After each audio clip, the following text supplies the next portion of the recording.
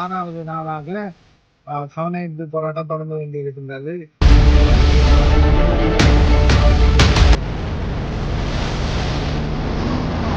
இப்போ 7வது நாளாக எங்களோட இந்த கவனஈர்ப்பு போராட்டம் தொடர்ந்து நடைபெற்று இருக்கின்றது. இலங்கையில் உள்நாட்டு யுத்தம் முடிவடைந்து 15 ஆண்டுகள் கடந்துவிட்ட நிலையிலும் இன்றும் தாயகத்திலும் சரி புலம்பெயர் நாடுகளிலும் சரி அநேக தமிழ் மக்கள் சொல்லனா துயரங்களை அனுபவித்து வருகின்றார்கள். அதில் முன்னாள் போராளிகள், போரினால் பாதிக்கப்பட்ட தமிழ் மக்கள் பிரதானமானவர்களாக கருதப்படுகின்றார்கள். இன்னும் தாயகத்தில் முன்னாள் போராளிகள் மர்மமான முறையில் இறந்த வண்ணம் இருக்கின்றார்கள். மர்மமான முறையில் காணாமலாக்கப்பட்டு கொண்டிருக்கின்றார்கள். திடீர் கைதுகள் ஆங்காங்கே நடைபெற்று கொண்டிருக்கின்றது.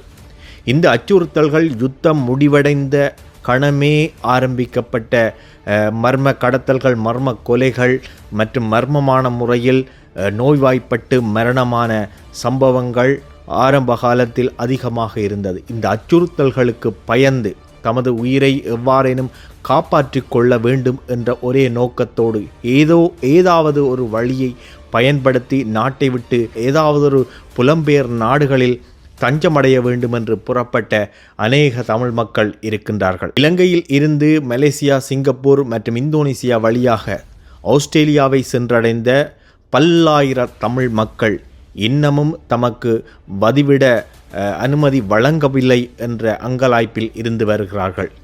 இன்றைக்கு யுத்தம் முடிந்து 15 வருடங்கள் கடந்து இன்னமும் 12 வருடங்களாக அங்கே புகழ் இடம் கோரி தஞ்சம் புகுந்த ஈழத் தமிழ் மக்கள் இதுவரையும் அந்த நாட்டு அரசினால் வதிவிட உரிமம் வழங்கப்படாத நிலையில் சொல்லனா துன்பங்களை அனுபவித்து வருகின்றார்கள்.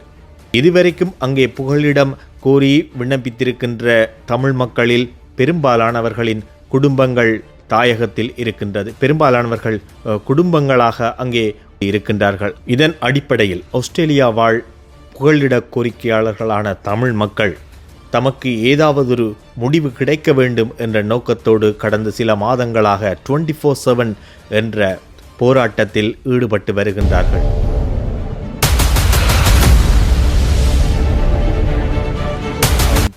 மேற்கு ஆஸ்திரேலியாவில் கடந்த 31/8 அதாவது கடந்த வாரம் சனிக்கிழமை இலங்கையிலிருந்து படகு மூலம் ஆஸ்திரேலியாவுக்கு வந்த அகதிகளுக்கான வதிவிட உரிமை கோரின போராட்டம் தான் ஆரம்பிக்கப்பட்டிருக்குது.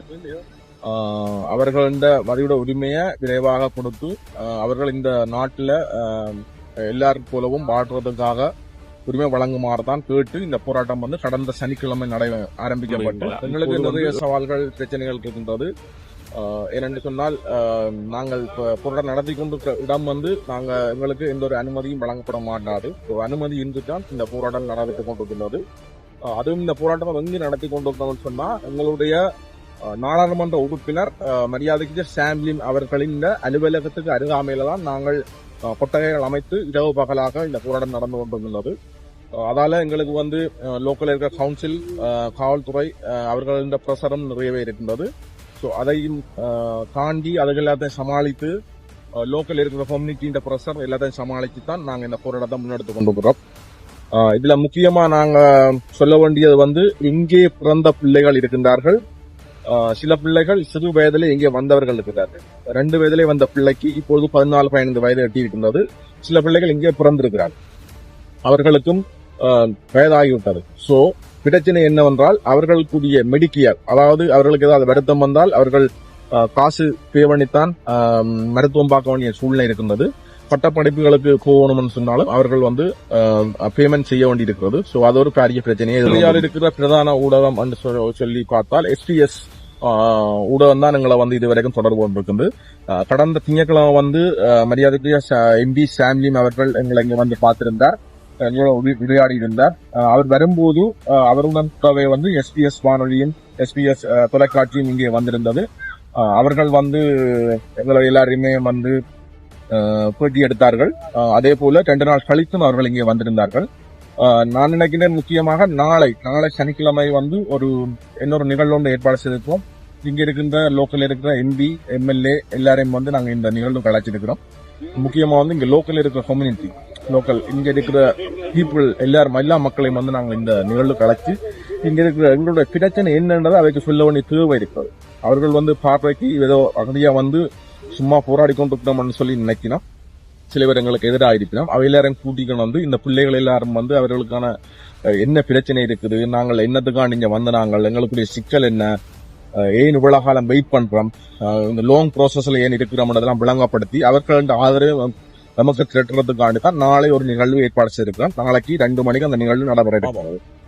நாங்கள் ஆரம்பிச்ச போராட்டம் கிட்டத்தட்ட 6 நாளா முடிஞ்சிருக்கு. நாளைக்கு 7வது நாள் 8 இருக்கின்றது. ஆனால் Sydney, Melbourne, New South Wales, Victoria மாநிலங்கள்ல வந்து இது வந்து கிட்டத்தட்ட 50 நாளை கடந்திருக்கின்றது. 50 நாட்களுக்கு மேலாக அந்த மாநிலங்களில் இந்த தொடர் போராட்டம் நடந்து கொண்டிருக்கிறது. அதாவது 24/7 24 மத்தியாலமான போராட்டம் வந்து 50 நாட்களை கடந்திருக்கின்றது. அதே மாதிரி அடலைட்லயும் நடந்து கொண்டிருக்கின்றது. நாங்கள் இப்பொழுது ஒரு கிழமைக்கு முன்னர் தான் இதை ஆரம்பிச்ச நாங்கள். ஸோ இந்த போராட்டம் வந்து தொடர்ச்சியா நடைபெறும்.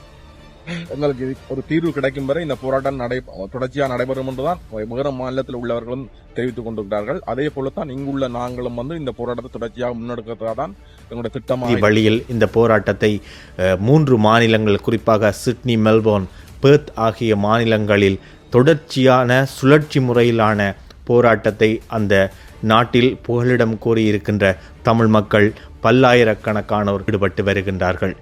அன்றாடம் உழைத்தால்தான் வாழலாம் என்ற நிர்பந்தத்தில் வாழ்ந்து வருகின்ற ஈழத்தமிழ் புகழ் இட கோரிக்கையாளர்கள் சுழற்சி முறையில் தமது வேலைகளையும் கவனித்து அதே நேரத்தில் இந்த போராட்டத்திலும் ஈடுபட்டு வருகின்றார்கள்.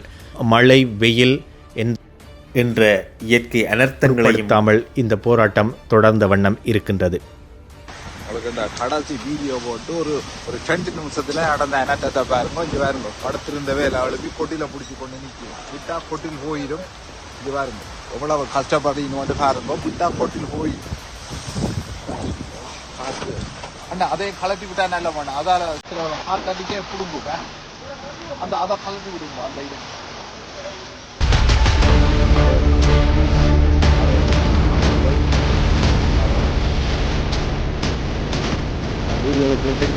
என்ன நடக்குது.